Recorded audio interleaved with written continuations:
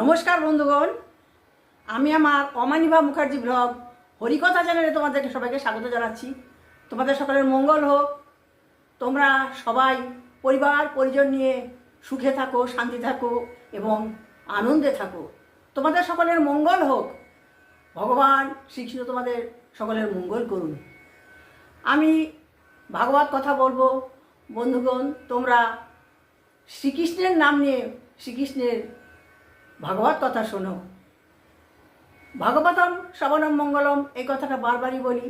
শুধু শ্রবণ করলেই মঙ্গল হয়, আর কিছুর দরকার নাই। কারণ গ্রন্থরূপে ভাগবত কৃষ্ণ অবতার। তোমরা আমার ভাগবত কথা শোনো, আমাকে সমৃদ্ধ করো। আমি ভগবানের নাম প্রচার করার চেষ্টা করি। আমি সনাতন ধর্মের একজন মহিলা। আমি চাই ভগবান শ্রীকৃষ্ণের নাম নিয়ে সকলেই সুখে শান্তিতে থাকুক। হরে কৃষ্ণ।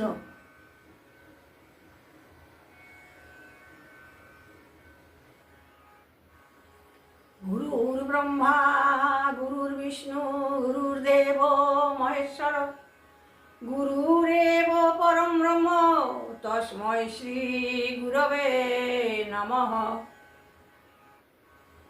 অখণ্ড মণ্ডলাকারং ব্যাপ্তমেন চরাচরং তৎপদং দর্শিতমেন তস্मै শ্রী গুরবে নমঃ। অখণ্ড মণ্ডলাকারং ব্যাপ্তমেন চরাচরং তৎপদং দর্শিতমেন তস্मै শ্রী গুরবে নমঃ। অজ্ঞান তিমিরান্ধস্য জ্ঞানাঞ্জন শলাকয়া চক্ষুरुन्मिलितं তস্मै শ্রী গুরবে নমঃ। অসতমা সদ্গময় তমসোমা জ্যোতির্গময় মৃত্যুমাম অমৃতম গময়ম শান্তি শান্তি শান্তি।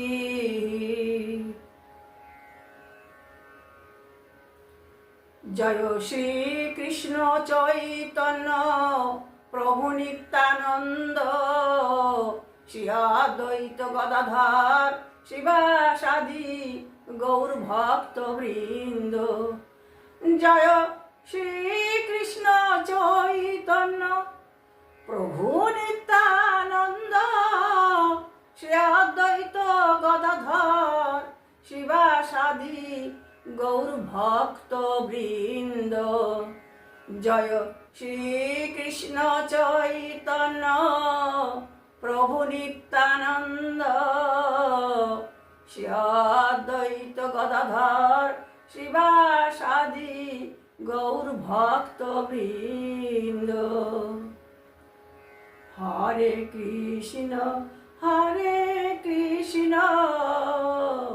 কৃষ্ণ কৃষ্ণ হরে হরে হরে রাম রাম রাম হরে হরে হরে কৃষ্ণ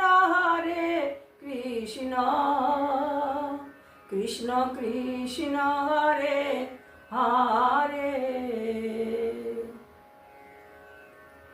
বন্ধুগণ, ভাগবতে যেতে গেলে গুরুকে প্রণাম করতে হয়, পঞ্চ তত্ত্বকে প্রণাম এবং কৃষ্ণ নাম দিয়ে শুরু করতে হয়। আমি আমার ভাগবত কথা শুরু করছি।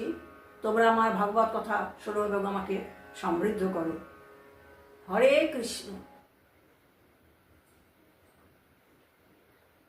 বন্ধুগণ, আমি আগের ভিডিওতে বর্ণনা করেছিলাম জরাসন্ধ বধ, এবং যেখান থেকে বর্ণনা করেছিলাম ঠিক তারপর থেকে আমি বর্ণনা করছি।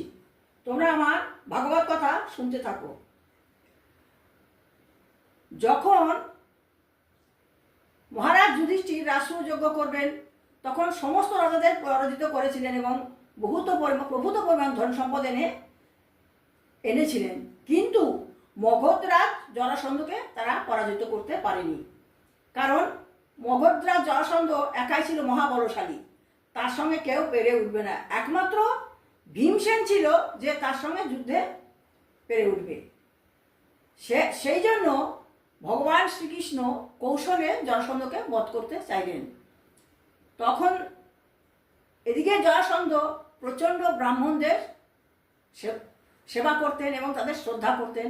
সেই কথা মনে রেখে ভগবান শ্রীকৃষ্ণ, অর্জুন এবং ভীমসেন ব্রাহ্মণের ছদ্মবেশে মগধ রাজ্যে গিয়েছিলেন এবং মগধ রাজের কাছে তাদের আতিথ্যতা স্বীকার করেছিলেন এবং বলেছিলেন যে আমরা দেখব আপনি কীরকম দানবীর এবং আপনি কিভাবে ব্রাহ্মণদের সেবা করেন, সেই জন্য আমরা এসেছি। আপনি আপনার কাছে আমরা যা চাইব আপনি তাই আমাদেরকে দেবেন, এই আশা করি। তখন সুখদেব গোস্বামী বললেন যে তাদের কণ্ঠস্বরের ধ্বনি, তাদের দৈহিক গঠন এবং তাদের হস্তভাগ্যে ধনুর্জার চিহ্ন হতে দেখে জরাসন্ধ বুঝতে পারল যে তারা সবাই ছিলেন ক্ষত্রিয়। সে চিন্তা করতে লাগলো ইতিপূর্বে সে তাদের কোথাও যেন দেখেছিল। এদের এমন হলো যে ও তো খুব বুদ্ধিমান ছিল জরাসন্ধ, যখন দেখলো এরা এদের দেখতে ঠিক ক্ষত্রিয়ের মতো, এত ব্রাহ্মণ নয়, এবং সে মনে করছিল এদের আগে কোথাও দেখেছে। জরাসন্ধ ভাবলো এরা নিশ্চয়ই ব্রাহ্মণের সে বেশধারী ক্ষত্রিয়, কিন্তু তবুও আমি পরহিতার্থে তাদের প্রার্থনা পূরণ করব, যদি তারা আমার নিজের দেহ ভিক্ষা করে তবু। তখন জরাসন্ধ ভাবলো যে এরা নিশ্চয়ই ব্রাহ্মণের বেশধারী ক্ষত্রিয়, কিন্তু তবু আমি পরহিতার্থে তাদের প্রার্থনা পূরণ করব এবং তারা যদি আবার নিজের দেহ ভিক্ষা করে তাও আমি তাদেরকে দেহ দান করব। বস্তুত বলি মহারাজের নির্মল মহিমা রাশি সমগ্র জগৎ জুড়ে শোনা যায়। তখন মনে মনে বলছে নাকি ভগবান বিষ্ণু ইন্দ্রের ঐশ্বর্য রাশি বলির কাছ থেকে উদ্ধারের ইচ্ছায় এক ব্রাহ্মণের ছদ্মবেশে তার কাছে উপস্থিত হয়েছিলেন এবং তাকে তার ক্ষমতাশালী পদ থেকে চ্যুত করেছিলেন। যদিও ছলনা সম্বন্ধে অসচেতন ছিলেন, তবে তার গুরুদেবের নিষেধ আজ্ঞা পেয়েছিলেন দৈত্যরাজ বলি, তবুও বিষ্ণুকে সমগ্র পৃথিবী দান করেছিলেন। তখন জরাসন্ধ ভাবছে যে বলি মহারাজও তো নিজের ভগবানের কাছে সমস্ত ঐশ্বর্য রাশি দান করেছিলেন, কিন্তু তবুও তিনি তার যে গুরুদেব বলেছিল তুমি এটা করবে না, তাও সে গুরুদেবের কথাও শোনেনি। ব্রাহ্মণগণের মঙ্গলের জন্য তার পতনশীল দেহ দ্বারা কার্য করে যদি বিপুল যশ প্রাপ্ত না হয়, তবে সেই জীবিত এবং অযোগ্য ক্ষত্রিয়ের কী প্রয়োজন? বলছে যে আমি যদি ব্রাহ্মণের মঙ্গলের জন্য যদি আমি কিছু করতে পারি, তাহলে আমার এই ক্ষত্রিয় জীবনের কী প্রয়োজন? সুখদেব গোস্বামী বলেন এইভাবে তার মনকে প্রস্তুত করে উদার জরাসন্ধ কৃষ্ণ, অর্জুন ও ভীমকে সম্বোধন করে বললেন। এসব শুনে তখন জরাসন্ধ ওই তিনজন ভগবান শ্রীকৃষ্ণ, অর্জুন এবং ভীমসেনকে সম্বোধন করে বললেন, হে জ্ঞানী ব্রাহ্মণগণ, আপনাদের আকাঙ্ক্ষা ব্যক্ত করুন, যদি সেটি আমার মস্তক হয় আমি তা আপনাদের প্রদান করব। এত সুন্দর সে ব্রাহ্মণকে এত শ্রদ্ধা করে, ভক্তি করে যে বলছে যে আপনারা আমার কাছে কি আকাঙ্ক্ষা করেন ব্যক্ত করুন, সেটা যদি আমার মস্তক হয় তবু আমি তা আপনাদেরকে প্রদান করব। ভগবান শ্রীকৃষ্ণ বলেন, হে রাজেন্দ্র, আমরা ক্ষত্রিয় এবং যুদ্ধ প্রার্থনা করতে এসেছি। তখন উনি ভগবান বলে দিলেন, বলছে হে রাজেন্দ্র, সুন্দর সম্বোধন করলেন। রাজেন্দ্র মানে রাজাদের মধ্যে যে ইন্দ্র, সে রাজেন্দ্র, আমরা ক্ষত্রিয় এবং যুদ্ধ প্রার্থনা করতে এসেছি। তাছাড়া তোমার কাছে আমাদের আর কোনো প্রার্থনা নেই। বলছে যে আমরা তোমার কাছে যুদ্ধ করতে এসেছি, এছাড়া তোমার কাছে আমাদের কোনো প্রার্থনা নেই। যদি তুমি তা যথাযথ মনে করো তাহলে আমাদের দ্বন্দ্বযুদ্ধ প্রদান করো। তাহলে তোমরা যদি মনে করো তাহলে আমাদেরকে দ্বন্দ্বযুদ্ধে আহ্বান করো। এখানে ইনি হচ্ছেন পৃথাপুত্র ভীম। এবার উনি বলেই দিচ্ছেন ইনি হচ্ছেন পৃথাপুত্র ভীম, আর এই হচ্ছে অর্জুন, আর আমাকে তাদের মামাতো ভাই তোমাদের শত্রুর কৃষ্ণ বলে জানবে, আর আমি হচ্ছি তোমাদের এদেরই মামাতো ভাই এবং আমাকে তোমার শত্রু বলে জানবে। সুখদেব গোস্বামী বললেন, এইভাবে প্রতিদ্বন্দ্বিতায় আমন্ত্রিত হয়ে মগধরাজ উচ্চস্বরে হাসলো এবং অবজ্ঞা করে বলল, ওহে মূঢ়গণ, ঠিক আছে, আমি তোমাদের সঙ্গে যুদ্ধ করব। এমন ওর হলো, মানে ওর ভেতরে একটা প্রচণ্ড আকাঙ্ক্ষা জন্মালো যে এরা আমার সঙ্গে যুদ্ধ করতে পারবে, এবং সেই জন্য সে উচ্চস্বরে হাসলো এবং অবজ্ঞা করে বললো, ও মূঢ়গণ, ঠিক আছে, আমি তোমাদের সঙ্গে যুদ্ধ করব। কিন্তু কৃষ্ণ, আমি তোমার সঙ্গে যুদ্ধ করব না, কারণ তুমি একজন ভীরু। এবার শ্রীকৃষ্ণকে বলছে মগধরাজ জরাসন্ধ, শ্রীকৃষ্ণ, আমি তোমার সঙ্গে যুদ্ধ করব না, কারণ তুমি একজন ভীরু। যুদ্ধের মাঝে তোমার শক্তি তোমাকে পরিত্যাগ করেছিল এবং সমুদ্রের আশ্রয় গ্রহণের জন্য তোমার নিজ মথুরাপুরী থেকে তুমি পালন করেছিলে। আমি যখন মথুরা আক্রমণ করেছিলাম, তখন তুমি সমস্ত শক্তি পরিত্যাগ করে সমুদ্রে আশ্রয় গ্রহণ করেছিলে এবং মথুরাপুরী ত্যাগ করেছিলে। আর এই হে অর্জুন, সে বয়সে আমার সমান নয় এবং খুব শক্তিশালীও নয়। যেহেতু সে আমার সমতুল্য নয়, সে আমার প্রতিদ্বন্দ্বী হতে পারে না, কিন্তু ভীম শক্তিতে আমার মতো। বলছে যে হে অর্জুন, তুমি আমার সঙ্গে বয়সেও সমান নাও, আমার মতো শক্তিশালীও নাও এবং আমার সমতুল্যও নাও, এবং সেই জন্য তুমি আমার প্রতিদ্বন্দ্বী নও। কিন্তু ভীমসেন আমার মতো শক্তি সম্পন্ন এবং আমার মতোই তার শক্তি আছে। এই কথা বলে জরাসন্ধ ভীমসেনকে একটি বিশাল গদা অর্পণ করলো, আর একটি নিজে গ্রহণ করলো এবং নগরের বাইরে ভ্রমণ করলো।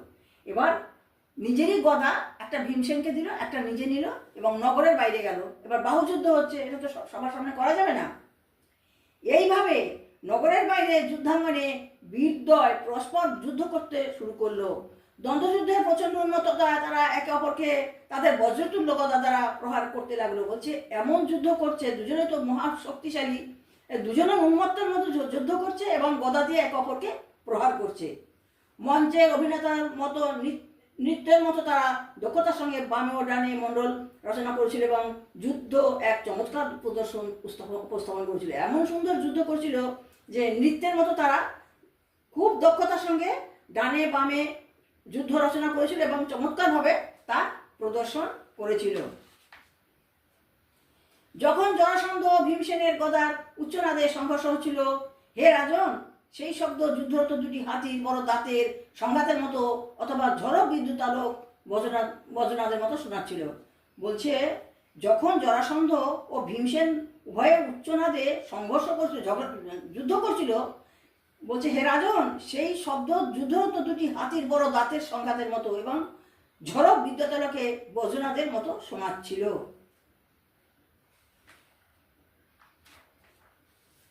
এমন ক্ষিপ্রতা ও বেগে তারা তাদের গদাকে পরস্পরের প্রতি নিক্ষেপ করেছিল যে গদা তাদের স্কন্দ, কটি, পাদ, হস্ত, উরু ও জঙ্গদেশ আঘাত করে চূর্ণ হচ্ছিল এবং অর্কবৃক্ষের শাখার মতো ভগ্ন হচ্ছিল, যার দ্বারা ক্রুদ্ধ হস্তিদ্বয় এবং একে অপরকে প্রচণ্ডভাবে আক্রমণ করে। এমনভাবে যুদ্ধ করছিল যে যুদ্ধে তাদের সমস্ত ক্ষতবিক্ষত হচ্ছিল, কিন্তু তবু তারা একে অপরের সঙ্গে প্রচণ্ডভাবে যুদ্ধ করছিল। এইভাবে তাদের গদা দুটি বিনষ্ট হলে মনুষ্যগণ মধ্যে মহাবিদ্যয় ক্রুদ্ধভাবে তাদের লৌহ কঠিন মুষ্টি দ্বারা একে অপরকে ঘুষি মারতে লাগলো।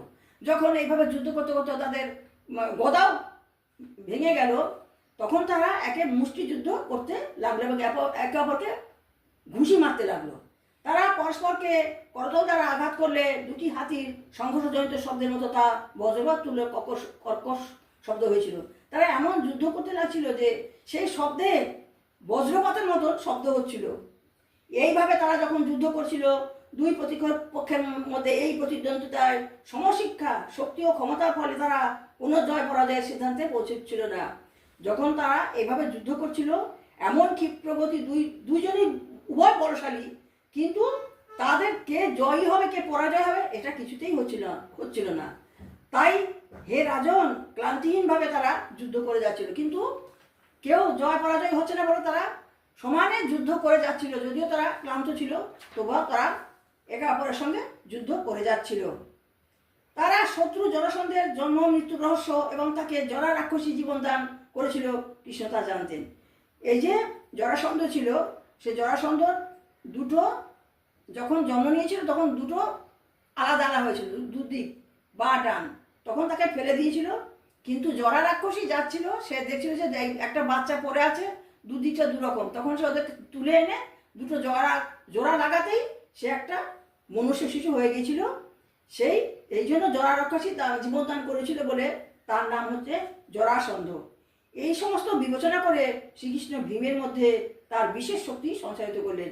যখন দেখলো যে এইভাবে যে করছে, তখন ভগবান শ্রীকৃষ্ণ ভীমের মধ্যে অসীম শক্তি দিয়ে দিলেন, সঞ্চালন করলেন যে খুব শক্তিমান হোক এবং তাকে এইভাবে মারা যাবে না, যেভাবে তাকে মারবে সেটা শ্রীকৃষ্ণ তাকে বুঝিয়ে দেবেন। কিভাবে শত্রুকে বধ করতে হবে সেই বিষয়ে স্থির করে অমোঘ দর্শন ভগবান একটি বৃক্ষের ছোট শাখাকে মাঝখান দিয়ে চিরে ভীমকে সংকেত দিলেন। তখন ও যেহেতু দুটো জোড়া এক জায়গায় হয়ে জরাসন্ধ হয়েছিল, সেই জন্য ভগবান শ্রীকৃষ্ণ একটা গাছের ডাল তুলে আনলো এবং সেটাকে দিয়ে দুটো দুটো ভাগ করলো। ভাগ করে ভীমসেনকে বলল যে এইভাবে ওকে চিরে দাও, তবে ওকে মারতে পারবে না, ও কোনোদিন মরবে না। ভীমসেনকে সেটা দেখিয়ে দিল। সেই সংকেত হৃদয়ঙ্গম করে যোদ্ধা শ্রেষ্ঠ বলবান ভীম তার প্রতিপক্ষের পদদ্বয় ধারণ করে তাকে ভূমিতে নিক্ষেপ করলেন। যখন ভগবান শ্রীকৃষ্ণ তাকে দেখালেন যে কীভাবে একে মারতে হবে, তখন ভীমকে অসীম শক্তি প্রদান করলেন ভগবান শ্রীকৃষ্ণ। সেই শক্তির বলে সে জরাসন্ধকে ধরলো এবং তাকে একটা পা ধরে আর একটা পায়ের ওপর পা দিয়ে আর একটা পাকে ধরলো এবং সেই পায়ে এবং জরাসন্ধের পাটাকে এমনভাবে ধরলো, চেপে ধরলো যে আর একটা পা, একটা হস্তি যেভাবে তার বৃক্ষের শাখাকে ভগ্ন করে সেভাবে জরাসন্ধ পায়ু থেকে শুরু করে ঊর্ধ্বমুখে ছিন্ন করলেন। সেই কী করলো, ওইভাবে ধরলো, পা দিয়ে ধরে এবং আর একটা পা নিচের দিকে আর একটা পা দিয়ে জরাসন্ধকে ছিঁড়ে ফেললো। যখন রাজারা প্রজাগণ এবং একটি পা, উরু, অন্ডকোষ, কটি, স্কন্দ, বাহু, নেত্র এবং ভ্রু, কর্ণ, পৃষ্ঠদেশ ও বক্ষদেশ বিশিষ্ট দুটি ভিন্ন খণ্ডে তাকে সাহিত্য দর্শন করল। তখন কি হলো, সবই এমনভাবে যখন মারা গেল, জরাসন্ধ তখন একবার শুয়ে রাখলো, তখন দেখা গেল সব আধখানা আধখানা, একসঙ্গে নয়। মগধের অধীশ্বরের মৃত্যুর সঙ্গে সঙ্গে মহাশকার্ত ক্রন্দন উত্থিত হলো। তখন অর্জুন ও কৃষ্ণ ভীমকে আলমের দ্বারা অভিনন্দিত করলেন। যেহেতু জরাসন্ধ মগধের রাজা, তারও তো সব আছে, তারা সবাই হাহাকার করতে লাগলো, এ কি হলো, আমাদের জরাসন্ধ চলে গেল, আমাদের এখন কি হবে। কিন্তু সকল জীবের পালক ও শুভাকাঙ্ক্ষী অপ্রেমেয় পরমেশ্বর ভগবান জরাসন্ধের পুত্র সহদেবকে মগধের নতুন শাসক রূপে অভিষিক্ত করলেন। যখন জরাসন্ধ মারা গেলেন দ্বন্দ্বযুদ্ধে, তখন ভগবান শ্রীকৃষ্ণ জরাসন্ধের পুত্র সহদেব যে ছিল তাকে মগধের নতুন শাসক রূপে অভিষিক্ত করলেন। তারপর ভগবান জরাসন্ধ কর্তৃক বন্দী সকল রাজাদের মুক্ত করে দিলেন। তখন যে জরাসন্ধের যে কারাগারে বন্দী ছিল সেই রাজাদের তিনি মুক্ত করে দিলেন।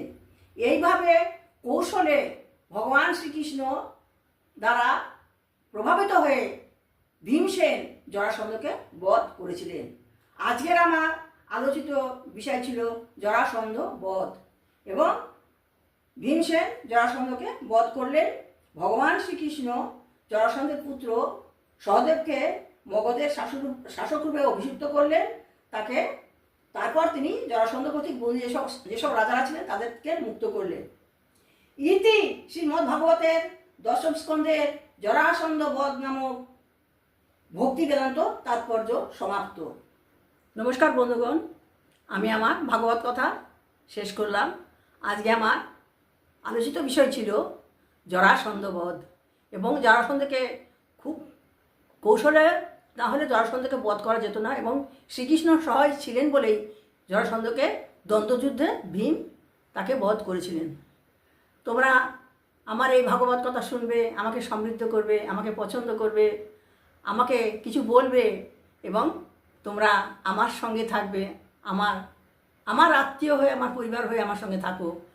আমরা কৃষ্ণ পরিবারের মধ্যে সবাই থাকি এই বলি। তোমরা আমাকে ভাগবত কথা শুনে, আমার ভাগবত কথা শুনে তোমরা আমাকে সমৃদ্ধ করবে। আমি তো তেমন ভালো করে বলতে পারি না, আমার খুব একা সব কিছু করি, তো আমি কিছু করতেও পারি না। সুতরাং আমি ভগবানের নাম করে আনন্দ পাই, এই জন্য করি এবং এই একটা প্ল্যাটফর্ম আছে সেখানে আমি দিই। কেউ একজন, কেউ দুজন শুনুক, তাতেই আমার আনন্দ।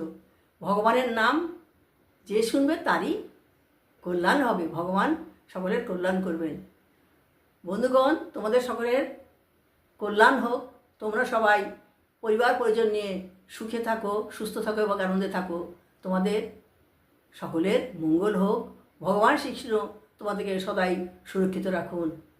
ওম হরি ওম তৎসৎ, ওম হরি ওম তৎসৎ, ওম হরি ওম তৎসৎ।